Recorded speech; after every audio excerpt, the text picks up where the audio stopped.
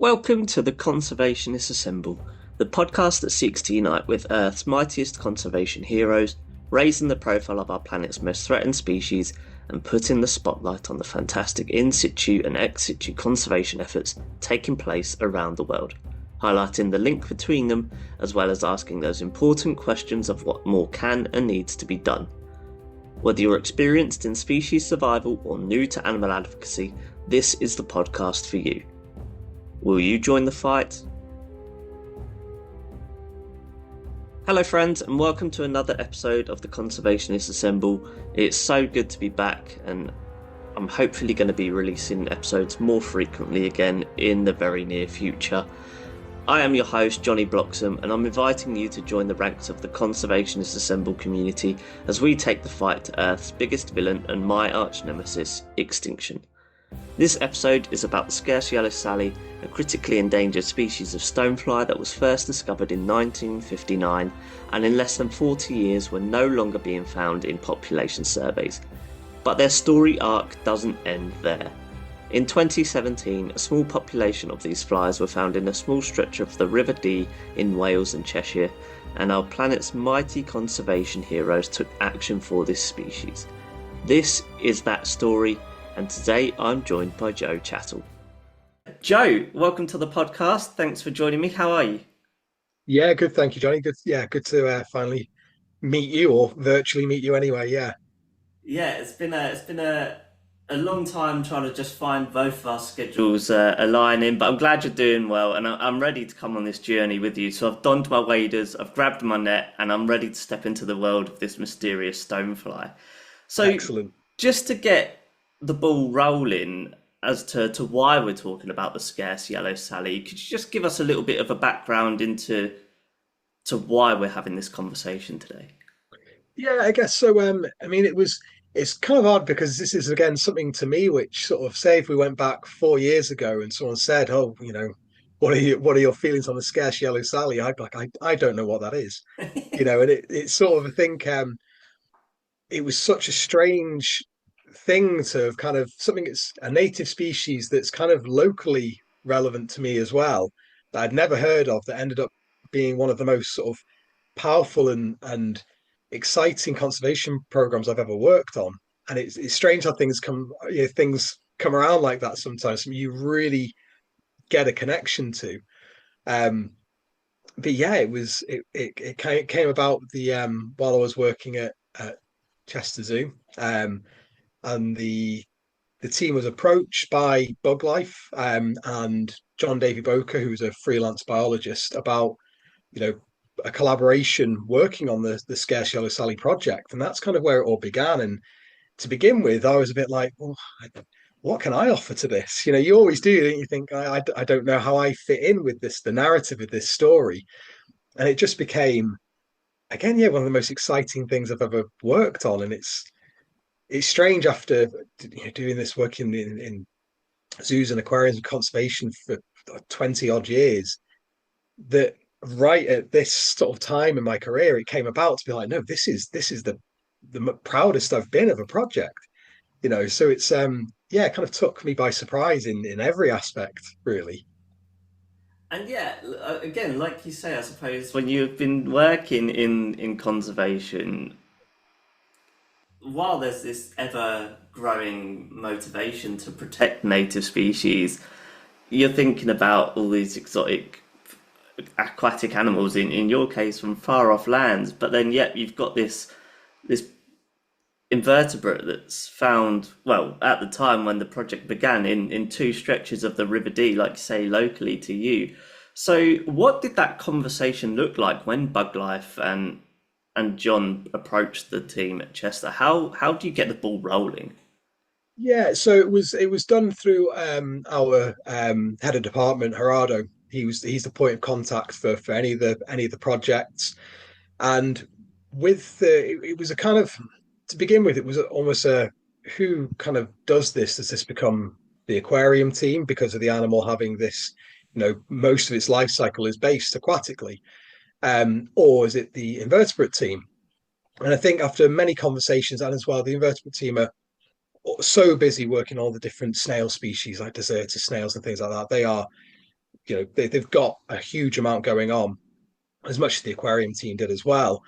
That expertise in terms of water quality was the key thing. And from our discussions with John and with Bug Life, what they wanted was to try and crack this kind of, all if we're looking at sort of ex situ work, what this animal needs, and the biggest thing is in terms of its husbandry within a collection, is how to keep stability in terms of water quality and water chemistry. So that's where it kind of fell to us.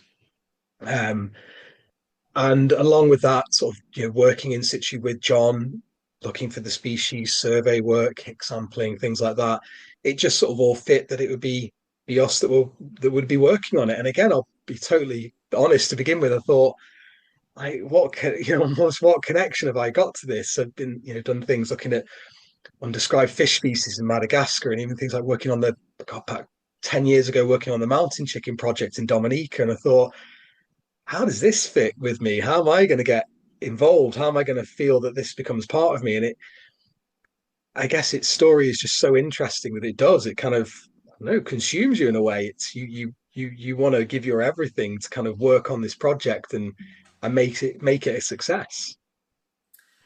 Absolutely, and that I can see that just from 10 minutes of conversation that you generally have an attachment to this project. But you've previously said in an article that when you first got involved with the Scarce Yellow Sally, the scientific data available was very limited, and that you as a team had to learn as much about them as quickly as possible. So what was the most crucial data that you would look to learn in order to prepare for your role in this effort? So I'd say, rather than specific data, it was just collaboration. So John had attempted to keep the species in a sort of lab setting in the past. Has a huge amount of knowledge about where the species are found. Same in terms of the data that Bug Life and Natural Resources Wales have as well. It was the main thing, honestly, was just collaborating with with the stakeholders in the project and discussing. Because again, there's, even with the River Dee, it's kind of, there's water quality data, but obviously dependent on the time of the year, it changes so quickly with heavy rainfall and drought and sewage, discharge into the river as well. It was just trying to gain, I guess, as a greater, or as a greater understanding of this animal's natural history as possible. But the main two things in terms of what we found in terms of the larval care would be temperature and oxygen in the water.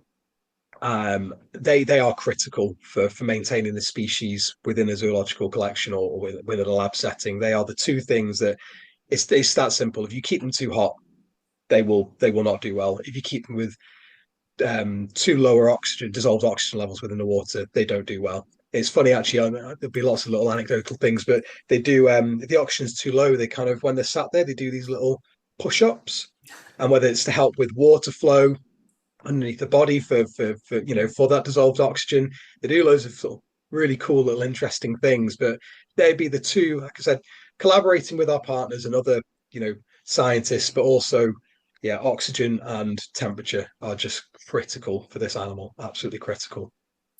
And so obviously you kind of, because they got rediscovered, right? They Yeah. their history isn't a long history. I No, believe I no. read somewhere that they were first discovered just before the 1960s, and then Yeah. they'd gone within kind of Yeah. 40 years. Yeah. So yeah, 1959 they were first discovered, and they were found. And this is the important thing with them. There's historic data that they were maybe found in a couple of other rivers, but they're only found in the River Dee, literally, and a couple of tributaries of the River Dee are around, to begin with, 8 or 9 different sites. So that's how localized they are. And there can be some confusion. There's another species which is Palodes mortoni. Oh, should probably double check that. Which looks so similar, but in its larval stage, it's got a bigger head, and in its sort of adult stage, just looks slightly different. Again, I think if you're a sort of stonefly nerd, you can be like, oh yeah, I can tell the difference between Isogenus and Palodes. But um, there could be, when you start looking back over history of the species, sometimes, not criticizing how things were done in the past, but there could be misidentification of these animals. but yeah, going back, 1959, they were discovered. They were found throughout the 80s, and towards the 90s, numbers started to decrease. And I think it was 2003 or something like that. They from then on till 2017, none were found. And it's actually John Davy Boker, who was had been part of the project, was responsible for surveying and found none. They just didn't find them. They just couldn't find them. Now, whether that's that, you are looking for a needle in a haystack, Yeah. they must have been there to still be there now. But in terms of the how plentiful they were, there was certainly a crash, and then I think it was 2017, John actually found them again, and then has been finding them year on since, but still not in the same quantity they were found in, and at different sites as well. So it's not like, I think now there's 4 or 5 sites where they have been found.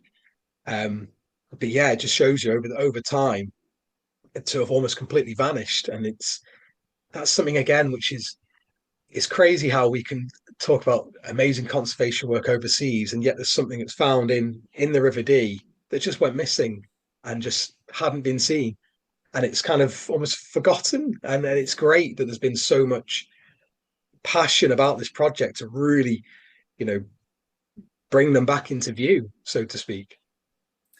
Yeah, and so then I'm sure it must have been a really ecstatic feeling because, like I say, needle in a haystack. If you stuck me in the River Dee, they would probably fly straight past me and I'd be none the wiser.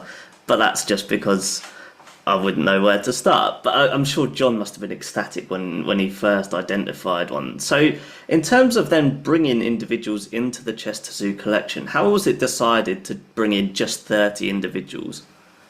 Yeah, so we did was more than anything, because there's still not a we still don't have a population density on them, because it's so difficult. It's hard to describe even when you go to these sites and you kick sampling.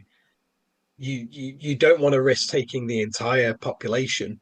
But what we decided to do was that John would take some and we would take some. So we had slightly different setups. So ours was more based around containers with a large filtration unit, aeration, recirculating around, whereas John's was done within a fridge to control temperature and individual containers. So we were just kind of going to see almost who did the best and what the initial plan was. Because obviously, when we went to sample as well back in, oh gosh, 2021, I think it was, um, we went with John, and but trying to plan it in terms of our work day to day at the zoo, his work as working in the labs, but also the weather. We had really heavy rainfall that January and February, and it was unsafe for us to literally go in waders because of the speed of the river. And it came down to literally one day. There was one day that we could go that worked for everybody, that the weather was favourable, that we could actually do it. And what we even discussed to begin with was we had planned not only just to look for the Sally, but other species. So things like Isoperla grammatica and other species, which is different life sort of history to the Scarce Yellow Sally, but they could have been an analog species. So what we might have ended up doing was collecting another different species of riverfly and working on those to get the husbandry right. But obviously, when we went and we did find the isogenus, the decision was just made. Right, let's go with it. And what's good by doing that, by John having some and the zoo having some, is that you can then again continue that collaboration and kind of go, right, each week have a meeting. What's been working for you? Any losses, or what's not working, or what have you found? And it was really good to have that communication working through. But there was no seven. If we had found, say, 5, we would have just, John take 3, we take us take 2. Again, it was more Sure. just to try and get some data down to see what works, and obviously in the end for us it works, and then some. So yeah. Yeah, and so after keeping the water well oxygenated, the water temperatures at kind of pristine for their survival, sourcing and feeding smaller flies to the larger ones, you achieved the breeding and rearing of the scarce yellow Sally through its entire life cycle. Explain that feeling. Oh man, I'll never forget the day. It's quite interesting, and I'll kind of come back around to it. But finding the this single larvae and just being like, I looked with a pipette and sucked up a load of detritus and put it onto a microscope slide and have a look through, and I was like, oh my god, there's a baby stonefly here, and just being blown away, like proper that sort of strange, like running around the aquarium going, everybody come have a look at this now, quick, you've got to come and see this, because we didn't we thought it had kind of failed. So what we'd done, obviously we had the larval form, and then they start to molt and they get their when they get big enough they develop these wing pads, and that's when right, they need moving into an adult area. And at the same time, what we're doing is every couple of weeks, well, every week we're adjusting the lighting bell curve, so the days are getting slightly longer. The chiller set to the water gets increased slightly, so we have that bell curve in water temperature throughout the year. And we'd seen the adults, very briefly mating and watching them go about their very odd little ways. They're so interesting. Again, they don't do a lot of flying. They do a lot of stumbling around, fly if they need to, and they even little things like they'll all roost together, like at night time. So obviously, what they do in the wild would be to get under a piece of bark and all sit there together, and just cool little things that you learn, which people hadn't really seen with this species in nature. Um, and then what we'd do is, I'll never forget the first time I saw a female carrying an egg mass. And my first thing was, because again, no one knew they carried an egg mass, would fly over the water and deposit it, or they go to the edge of the water, or it just kind of get washed off them. No one knew. And there's a adult female walking around the enclosure, and just this sort of like gold nugget sticking out from her. I thought, what? Oh God, there's a disease, something's gone wrong. And I was like, oh wow, no, this is an egg mass. And we then transferred her into what we used to call the maternity ward, like a little box with white paper and different things. So there'd be like a petri dish, or there'd be sticks or some damp moss. Because we're like, well, just put the egg mass wherever you want. And what we started to find was that they didn't really seem to care. Some would deposit on the side of the box, some would deposit in the water, some would just discard it on the floor. And it seems to be they just amble around, and they probably would at the river's edge, and the eggs would then get, washed in. And yeah, we've then put the eggs into these sieves, like rotifer sieves. So they've got a really, so what I'm looking for, the micron level, so the eggs can't go through, but the water can still go through. And we sort of sat there looking at them, and we didn't know when are the eggs going to hatch. Again, there's a few little bits of data, and it can be very much temperature determined, as with a lot of invertebrate species. And then what happened was, because the sieve is so fine, there were a couple of times where we had like an airline feed of water just trickling in to these containers, and they could overflow. Didn't think anything of it. Just thought, okay, well, the eggs are will sink anyway, so it doesn't seem to make any difference. And then after a few months, we'd find like empty egg cases, but no sign of any juvenile stonefly, nothing.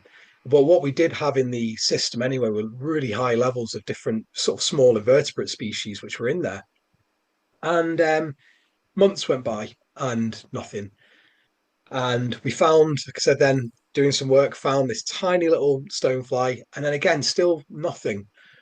And what ended up happening was it got to the stage probably, let me try and think, August time. So by this point, August, September time, by this point, all of the adults have died out, which again was really interesting in that some of them would lay egg mass, live for 2 weeks, and then that'd be it for them.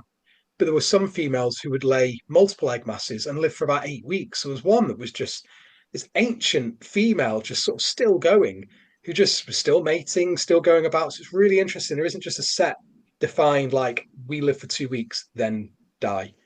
There was individuality with them as well, which again, no one really knew. Um, but it came to a point where I thought, right, I'm gonna have to sort of take this unit apart and have a look. And I opened up the filter unit, and I was like, right, I'll start with getting all these filter sponges out.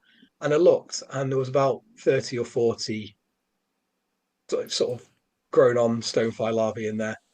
And I was like, what is going on here? This is absolutely crazy. And as I started looking through the system, we ended up counting as I took them out, there was like 150 something of them in there. and they'd all been just in there, but just so small until they are more visible for you to actually start seeing. And it was just like a complete. We've done it. We've managed to do it. So yeah, and then what we started to do was initially when we had planned to get the stonefly in, we had talked about going to local rivers and getting things like so like the other species I mentioned, Isoperla, are a food source of the Isogenus. And so are a lot of different worm species in the water and larvae and things.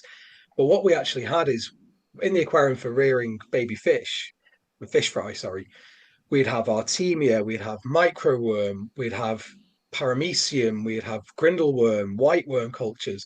And what we actually found was that these stonefly would accept these as food sources. I mean, I've even got videos of white worm, which are about, I don't know, 1 or 2 centimeters long, offering the adult larvae white worm on forceps, and they'll just grab hold of it and take it and eat it. So it was amazing being like, oh wow, we can just feed them on this commercial food that we've got. It's really we were quite lucky in that respect. A lot of things worked out for us, so to Mm. speak. But yeah, sorry, I feel like I'm rambling about lots of different things now. But yeah, having that moment of finding them and being like, we did it, we did it. We have closed the life cycle of this animal was just incredible. And like I said, genuinely one of the proudest achievements of my life. It really was. And can we just acknowledge the fact that 8 weeks is considered ancient? Because that's again, I guess, another pressure is that you don't have the luxury of years in the way that you would with Yeah, birds, fish, reptiles, yeah, mammals. Like, yeah. yeah. Yeah, this is it. It's not like a breeding season's been missed. Oh, we'll go again next, or it's everything that you do. It's so high pressure with them that you have one shot. You have that one shot. So yes, uh, uh, yeah. It's funny. I hadn't really thought of that. Like I know that, but it's kind of yeah. You realize it's such high stakes in order to get this right, um, and it doesn't always go right. But it's that's what happens. But it's yeah. It was amazing to have sort of done it and yeah, look to them what we do next with them basically. And obviously, you said that the whole process is one of the proudest. But was there a particular standout moment in the project? Be that counting the eggs that are the size of a grain of sand, or hearing the drumming sound that a half-inch long male makes. Yeah, the drumming was by far the coolest thing. So with the larvae we had that were our F1, so to speak, we then raised them exactly the same as the larvae we'd taken from the River Dee previous year. And what we started to find though was that they then emerged as adults earlier than we expected. And this is where this sort of whole there's still a lot of things to iron out in the project. Still don't really know why. It's likely that maybe the winter temperature we then gave them that year wasn't low enough. It could be the photo period, maybe we didn't keep them dark enough.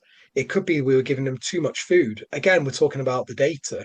No one knows how much they eat. We know what they eat. We don't know how frequently they eat. And obviously, as you know, with invertebrate species, they're going to grow and grow and grow. They will have to molt. They'll then grow and grow and grow. They'll molt again. So if we've overfed them, they're going to get to a stage where they're like, well, I can't grow any bigger in my larval stage. I've got to now emerge. So there's things that are still for us to learn in terms of what works with them. And again, you don't have the luxury to be like, well, we'll bring 500 in and we'll keep 100 like this, 100 like this. You don't have that luxury. So there's definitely things that are still to learn about the species. But the drumming, so once the adults from that batch emerged, what we did, we put them in a little vented cardboard box with a data logger inside as well for temperature, and then a sat on top of an audio moth recording device. What we'd do is basically capture them from our little setup, put them in this box, and just see what would happen. And I take them out at the end, end of each day and be like, hope we got something today. And sometimes it'd be nothing. And then there was one day where you just started to hear these little sort of noises, and we captured the drumming, and it was incredible listening to. On one of them, it's what they'll do. The males will drum, and the females will then reply. And every species of stonefly, the drumming is different. Some are really, in fact, there's a great video that Craig McAdam from Bug Life did on stoneflies and riverflies and the different drumming behaviors. And it's one of those sad things I could watch over and over again because they're all so different. But Isogenus have a very unique one, but again, it hadn't been recorded before. So you're listening to something, sat there with your headphones on at a computer, going, "I'm like one of the first people to ever hear this," and that's it's still like now. It makes a massive smile on my face, thinking that's so cool. It's such a privilege to have been part of that. And then the excitement of then kind of going, well, look, like as we're monitoring this, we're finding that they only drum specific between specific temperatures. So they must be waiting for those kind of spring days, like at the moment we've had really good weather. They'll be out on the riverbanks just drumming their little hearts out at the moment. We're finding it between, I think, don't quote me on this because again, a lot of the data still needs putting into something more scientific, but Mm. between say 19 and 23 degrees is where they like to drum. So there's obviously something about that, which is the peak kind of like, right, these are the conditions for us to reproduce. And again, we've got issues in that sort of ex situ sort of thing that you don't have in the wild, like wind. The wind might be a massive factor for them out by the River Dee. It's not for us in Chester Zoo. So it's interesting things like that that there's still so much to learn. But yeah, I'd say recording the drumming still, just amazing, absolutely amazing. Yeah, it's one of those gratifying. So I suppose things that are hard to quantify because, like you say, you can't go up to every other person, but oh, what do you think about this sound? Yeah. It's kind of so it's just that own thing that you get to keep to yourself and Yeah, as no, yours. absolutely. Yes. So in a world full of biodiversity, full of flagship species, do you think we could include the scarce yellow Sally and other invertebrates amongst the literal and metaphorical heavyweights of iconic species, especially in the local region? And the reason why I ask is a couple of episodes ago, I had Jenny and Alan from the Lancashire Wildlife Trust on talking about the Manchester Argus, and they're very proud of that they own it in that local area. Do you think that is something that could happen for the scarce yellow Sally? And how do we go about doing that? Yeah, I mean, to be honest, it's already well on its way. So again, with this project has been so well managed in terms of so it's Bug Life and their Naturam Bith project, along with Natural Resources Wales. It's sort of lottery funded, and what they have now as well for the last year or so, they have Sarah Hawkes, who is the project officer for the Scarce Yellow Sally, and Sarah is absolutely amazing. Years of experience. She's a sort of, I mean, just general animal knowledge is incredible, but her invertebrate knowledge is amazing, and she lives there. She is where this species is found, and there's a huge community feel with the project, and her job as well as being managing the project and expectations is that community engagement. So you'd find it hard now to meet anybody who doesn't live along, in these areas where the Scarce Yellow Sally is, that their local school doesn't know about it, that their dad, who's been a fisherman there for 50 years, doesn't know about it. And there has been that real close community mindedness. And even did a talk for the Welsh Dee Trust a couple of years ago. And a lot of it was people who are using the River Dee, whether they be fishermen or they just be conservation minded, and just a huge amount of people so fascinated by the species within the river. And it has really a community and local level. It's now well known. It's part of their story now, and that's what the work that Boglife and Sarah are doing is to really make this. It might not. I mean, the work we did at the zoo, we did have a period where we were on BBC World News and Radio 5 Live and Radio 4, but it's quite hard to get this strange little creature in one river out there globally. But locally and then in that community feel, it's doing well, and the story is doing well, and there's a huge amount of uptake on the project and on the species, and that I think that's exactly what you need if you've got your local children just being aware that they've got this species that's critically endangered in their waterways, 2 steps away from their home, that's job done in an odd way. Just having that connection to people and working the story in as a connection to people is it's all you could ever really ask for. And again, like I said, the project is now just from where we were looking back years ago at the sort of like who's doing what and what's going to happen with this project to being, having it, like I said, a dedicated project officer for it who's so passionate about the species and engaged in that local work, and still engaged with work with the zoo, going and doing more continued survey work earlier on this year is it's amazing. It's absolutely amazing. It's just, collaboration is key, isn't it? And I think the more stakeholders with a shared goal that you have, that one approach in terms of conservation is just all you need, really. You need passionate people for a project to be really, truly successful. And this project has that. Yeah, and I mean, from listening to you talk about them, what's not to love? Like, who wouldn't want to see this clumsy animal of regardless of taxonomic group bumbling around at the water's edge, or is comfortable enough that it can take a food source that's completely kind of foreign to or unknown if it's going to like it, and it's so comfortable just to take it from a pair of tweezers. It just it sounds like something that would draw people in. Yeah, yeah, definitely. And so looking forward, kind of post that first initial complete life cycle, how does the zoo's involvement continue, and perhaps what are the next steps? Yeah, I mean, I'll be honest. At present, with not working there, I don't know. At the moment, it will just be continued being a project partner, and because it's something the zoo's been involved in. It's not something the zoo has ownership of, if that makes sense. So it's just being there to continue the support to the project and be involved in any way they can.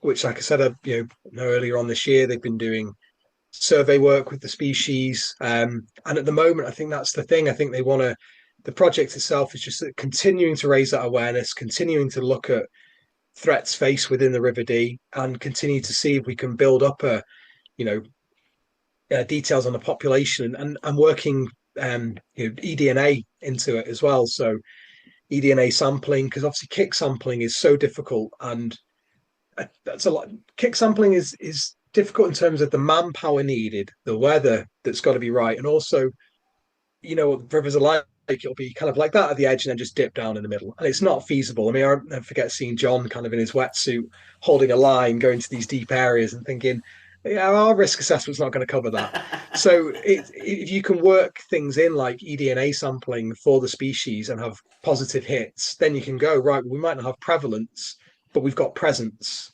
And that can be enough to continue to make sure. And as well now, so it's not just about looking for the larvae, it's about looking for the adults on the river's edge. If you know now the right sort of days, the right sort of habitats to look for.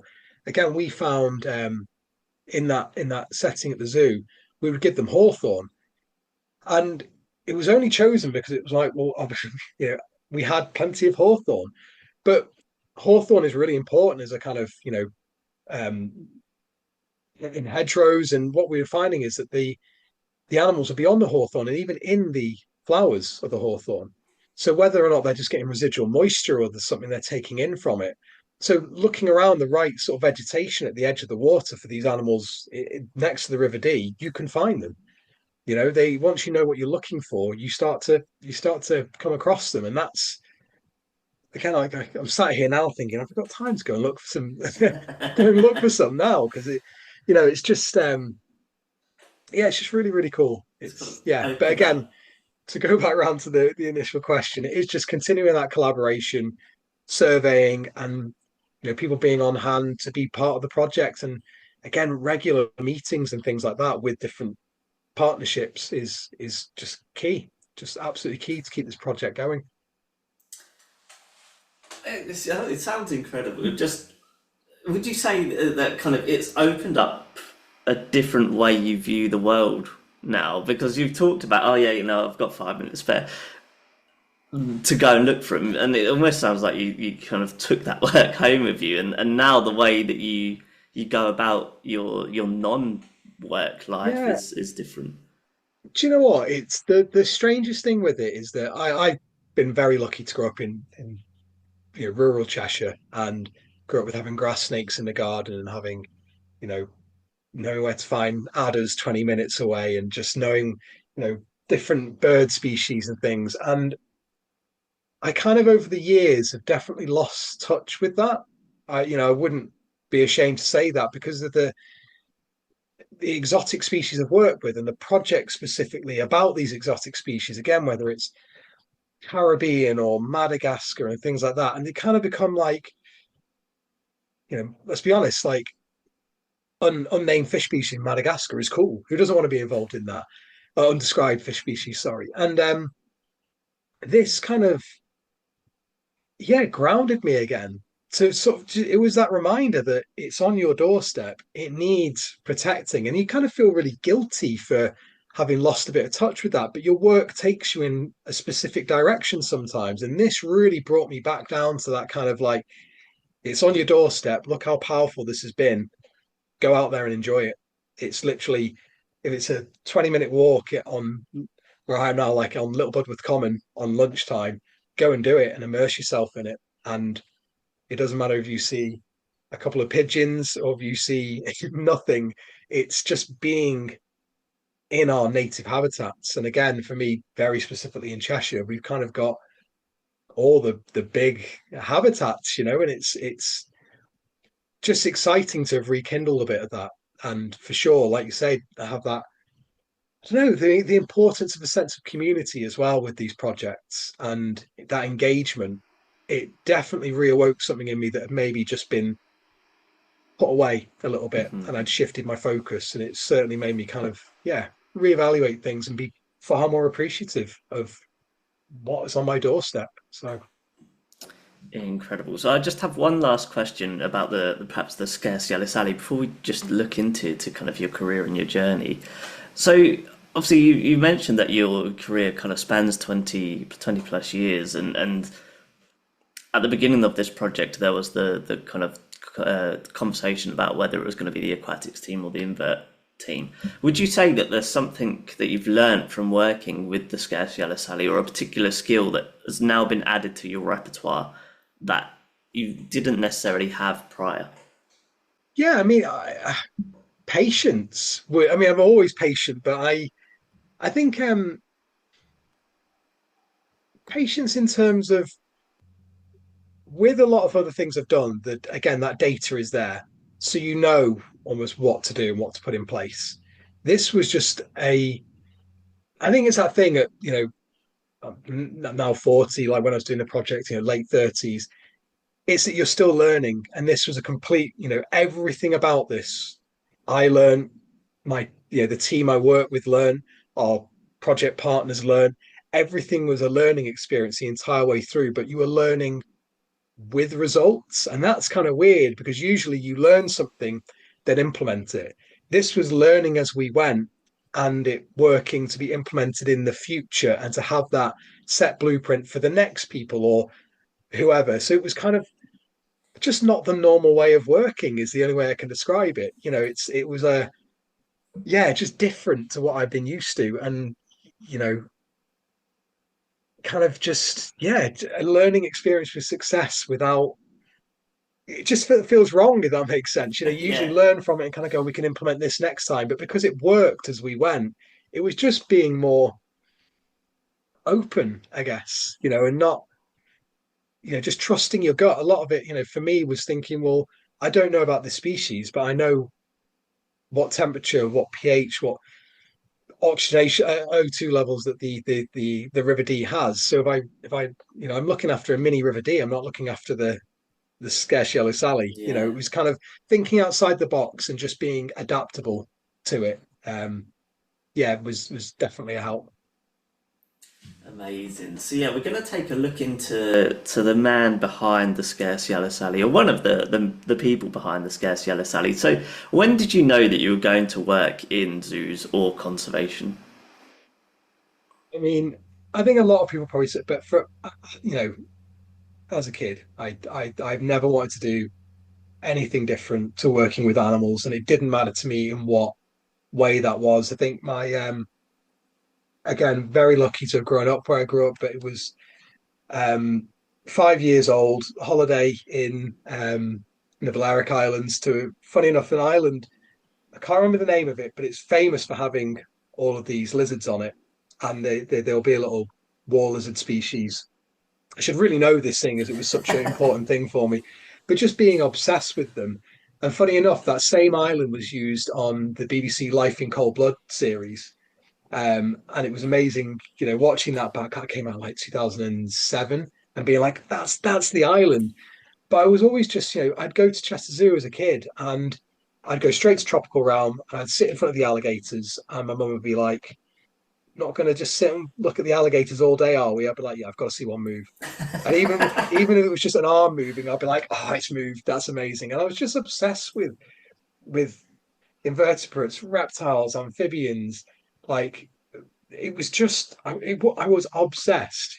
I would spend my time, like my brother would be like, just wanting to play football or play with toy cars, and I'd be like in a pond with a toy crocodile, like attacking like toy zebra and stuff. I was just fascinated by them. And then I got my first snake when I was a ribbon snake when I was 8 years old, and it just kind of went on and on from there. And again, I was lucky to have a mum who was super involved with stuff. She'd take me to like the Northwest International Herpetological Society meetings at Blue Planet Aquarium back in like 1998, 99, who I met. Funny enough, I met people there when I was like 13 years old who are still some of my closest friends now. And it's so odd to make those connections. Like a friend of mine, Ben Baker, who's worked in zoos and aquariums so longer than me, and we're still good friends now. And I got to know him when I was, because he just saw that passion, and you hit it off, don't you? And then I went to Reese College, study animal management. At the meantime, I was working at a local sort of aquatics and pet shop. And then I started volunteering one day a week at Blue Planet Aquarium in Ellesmere Port. And then in 2003 or four, a full time job came up as an aquarist, which I applied for and got. I never forget my wage of £9,000 a year and being like, I've hit the big time now. This is amazing. And then I spent several years at Blue Planet. But I was kind of just ready for it was that lack of progression. And I think a lot of people face this in their careers when they've been at been somewhere for a long time. And you're thinking, I want that extra responsibility. I want to progress. And so I actually took a kind of an odd sidestep, and I went and worked for Pets at Home as an aquatics manager. And it was that thing I thought, well, still working with the species. Yes, it's retail. Yes, it's Pets at Home, but I wanted to have that management experience and training to you've sometimes got to take a sidestep to kind of broaden yourself. So I did that for a few years, and then I went to work at Reese College as a keeper instructor, which was great having that, being able to teach students. And again, I think I enjoyed more than teaching the set spec. I enjoyed more that anecdotal information you can give to the kids, kids, students, young learners, where you could be doing an aquatic session and say, well, I'm going to teach you something now that you're not going to hear in your assignment or your work, but this is little things. And I love doing that. I loved having those snippets of information, because I think that's to me what growing up lecturers and teachers would be about. The ones you liked were the ones that could give you that little bit more. It wasn't just this is what's on the script, I'll tell you what's on it. It's the ones that could say, hey, did you know that this happens if you do this? And I yeah, enjoyed that. And then, gosh, I'm trying to think now. After there, that's when I went to work on the mountain chicken project in Dominica. And I'm always totally honest with people. I was meant to be there for 6 months. I lasted for 2 months on the project. I loved the project. I just found living on my own in the Caribbean really hard. I found it really, really tough. And then, if I'm honest, the week after I came back was when they had the first, oh, was it Tropical Storm Erica or was it the other one?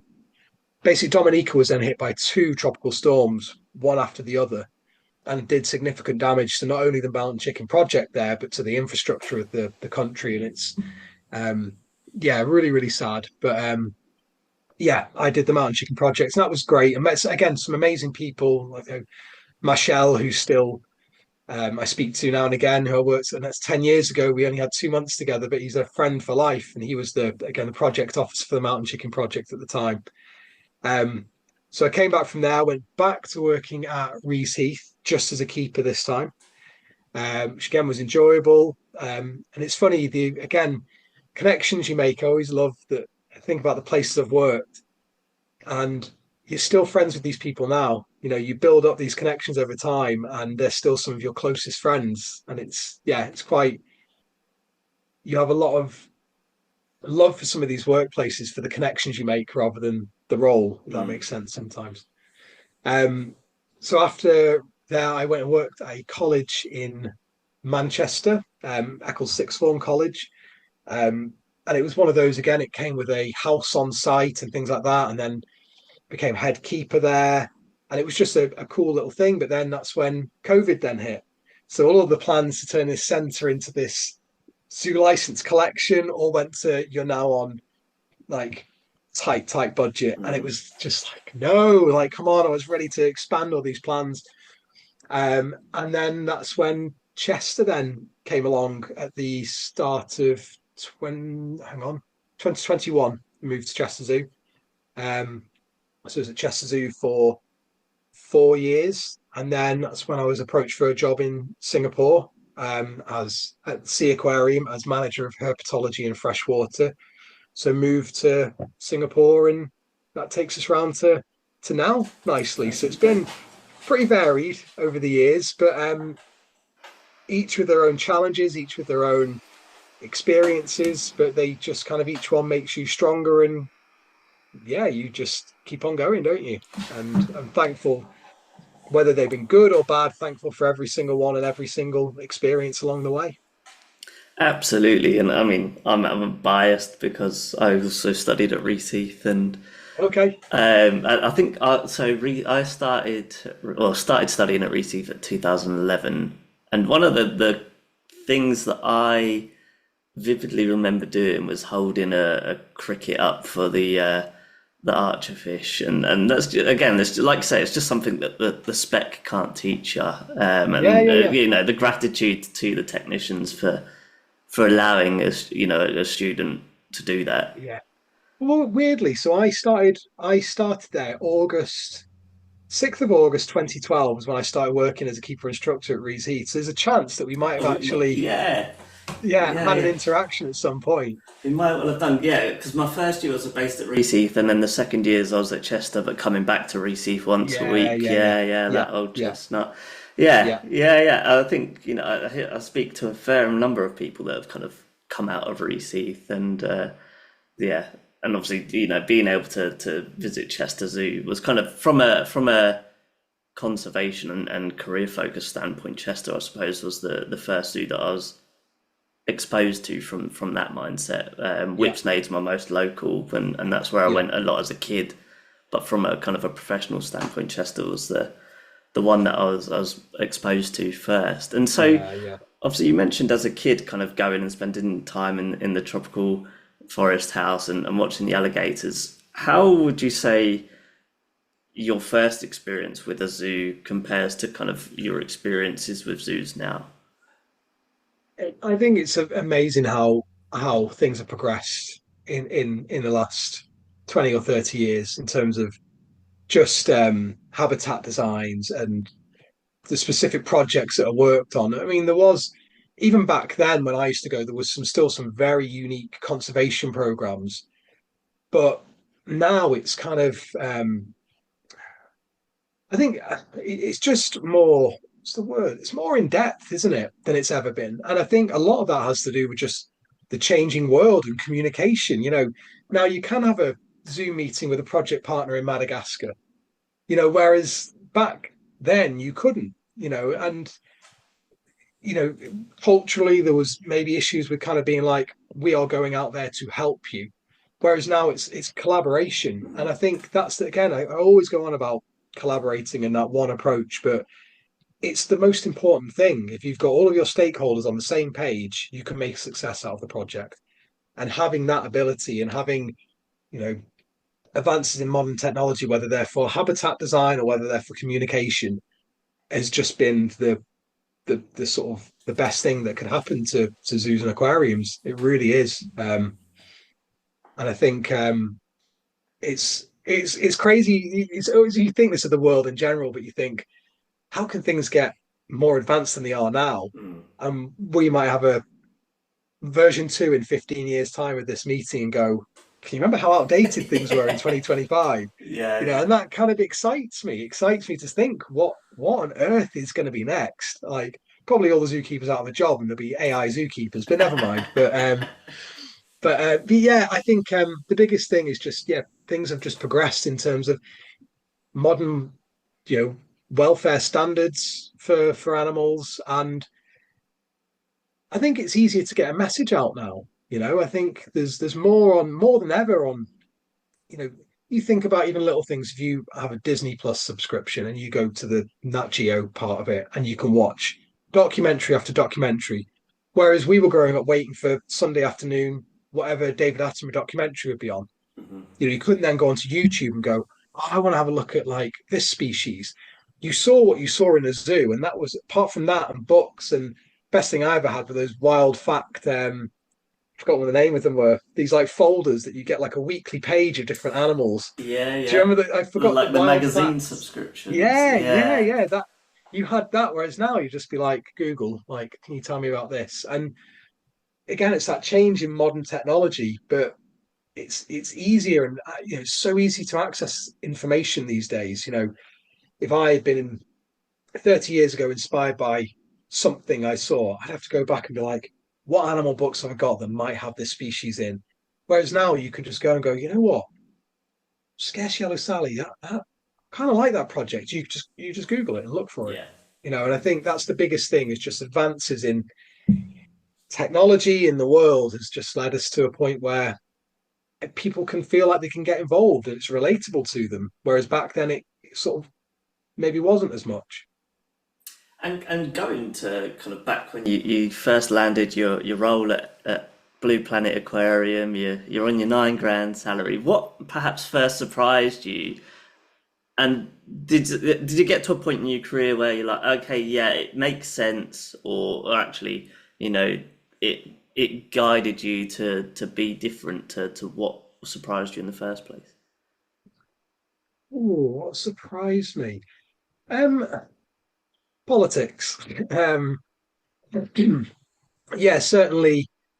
I'm still excitable about stuff anyway now, but I was just so excited to be like, I'm working in an aquarium. Like all my friends are kind of doing whatever jobs. Like, I'm doing what I've always wanted to do. I'm being paid to work with animals. Like, this is amazing. But yeah, you do soon realize that you're like, things are financially driven. Sometimes there's politics involved where it's not just simple. Yeah, that was probably the biggest shock. And when you're only sort of 18, 19 years old, you're like, well, surely everyone here just loves animals and that's why we're here. You're quite naive to it. And then you start realizing, oh, there's power struggles and there's, you know, all these different sort of dynamics within a workplace that you're like this doesn't seem right. But it's that does sort of make you go, oh wow, like I better wake up to this. You know, it's not all just the amazing world of working with animals. And that's the biggest thing I would say for anyone coming into it, is to be prepared that, you know, you're not always going to work with people you get on with. You're not always going to work with people that you're on the same page with. But at the same time, just you've got to let them. You know, you can't, don't get so, and I definitely suffer with this in life in general and work life over the years, that don't invest your energy in things or people that drain that energy. Invest your energy in you and think, well, what can I do to be better at this? If they're not on the same page, you can communicate. If it doesn't work, fine, that's, you do you, but I'll do me. And I wish I could have given my 20 years ago self that advice, because it would have been so much easier. But I think it does come with age. You just start going, well, yeah, let them be them. Let me be me, you know, and just don't get so fixated on, oh, so and so said this today, right? Well, let them. Like, you know, yeah, it's funny, isn't it? Again, it changes with time, and I wish I'd gone in with a bit more of a kind of again, you can't teach your 20-year-old self to be mature. At 20 years old, you think, yeah, I've got this. I know exactly. I know exactly what I'm doing. But yeah, I'd be like, look, just be open. The world isn't glossy and beautiful just because you're doing this. Just have an open mind and just focus on you. I think that'll be my biggest thing. If I've Yeah, answered your question, yeah, no, sorry. and it's definitely kind of always nice to hear advice for even experienced people within the industry or newcomers to the industry as well. So yeah, it's always nice to have that support and that platform out there, and people can then pick and choose what they want to take and Yeah, can't they? So to exactly. close out our conversation today, we're just going to finish on some fun, light-hearted questions. Okay. So, are there any dream species that you would love to work with or to see in the wild, or both? Um, there's so many. There's so many. Dream species to work with. Oh God, you really put me on the spot. Um, I'm going to cop out and say it'd be a dream species to work with again because I was lucky to in the past, but Arapaima would be the one because I looked after one at Blue Planet and they're just so cool. They're just super cool. Coelacanth, if I can have a coelacanth, great. That'd be awesome as well. That's not going to happen, but that'd be a dream one. Um, and to see in the wild, uh, hmm. Weirdly, just because I'm obsessed with them and I've kept them in the past, just go into either New Guinea or Cape York in Australia to see green tree pythons in the wild. It's not even a hard one to do, but they're that snake which in one of my early books, seeing them and being like, this is my species, or even seeing something like Maranon poison dart frogs, the Excedabates mysteriosus. They live on this one of the populations is on this you always associate dart frogs with these lush rainforests and lots of bromeliads. They live like in Peru on this almost sort of rocky cliff face with loads of bromeliads, and they're just sort of cruising around there. You have to climb up to get to them. I'm like, yes, I want to see them because it's like they shouldn't be there, but that's where Yeah, they live. I'd love to do that. There's God, I could probably this could be a separate podcast of all the different things I'd like to see, but they'd be my top sort of top ones for sure. yeah, I get that. It's that kind of amazement Yeah, of a human has to focus on things that they can't understand, and yeah. and that kind of fits the bill nicely.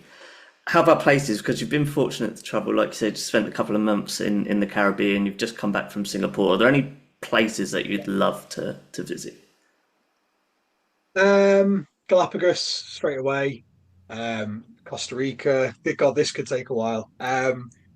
I think for me, I'd love to sort of Northern Australia for sure and Queensland. My plan was always when in Singapore would have been to go out to Oz, but obviously that hasn't worked out. Um, and less tropical like Lapland.